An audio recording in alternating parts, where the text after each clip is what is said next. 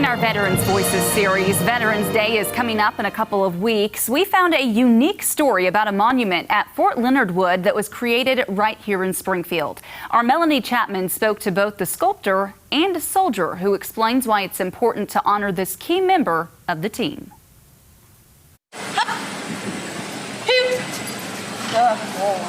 Sergeant Danielle Brennan and her working military dog, or MWD Shira, have been partners for several years. Their relationship is special. So me personally, how you form the bond with your dogs that you're with. In my case, I have spent almost 3.5 years with my MWD. So he has definitely become more as in my child in a way as I look at him, because you're taking care of him 24/7. Sergeant Brennan and Shira are at Fort Leonard Wood, where a very special monument stands, a monument that honors military working dogs. I love art that educates, and it's kind of been that way since the beginning. The 5-foot-tall bronze statue was created by this man, James Hall, in Springfield.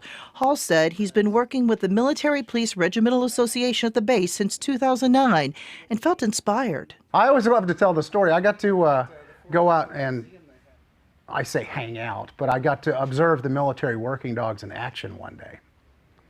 And it was just astounding because that relationship between dog and handler, they paid no attention to me at all. It was really just about that relationship. And I went home and I have kind of a Basset Hound Beagle mix and a little terrier, and I was just kind of like, well, you're good throw pillows, but you're not much more. Yeah. The dogs are protectors and defenders, and this statue shows the playful side of an MWD. And our dog's also unique in the fact that there's a lot of very somber military working dog statues out there, and rightfully so. And this kind of shows what I saw that one afternoon, the dog's willingness to please and the camaraderie almost, like army buddies, you know, with their master. Pretty baby.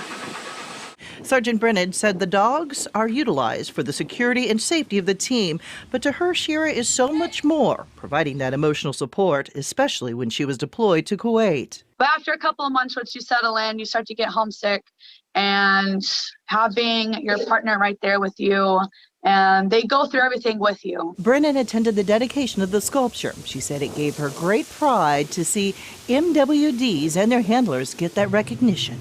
Making sure that they're getting their recognition and making sure that they're not forgotten, and all of the great things that the dogs have done for us for many, many years, and that they continue to do for us, and that they're still such a great asset, and there's nothing else that will ever beat them. Boy, that 16-foot tall horse and rider was something. It gives me goosebumps right now because I've been asked what my favorite part of the whole process is, and after a piece is installed, it kind of takes a couple of years to get used to the idea that it's there. Hall has 3 other sculptures at Fort Leonard Wood. He takes great pride in his work and the honor they represent. He goes back, shines them, and puts weather protection on them.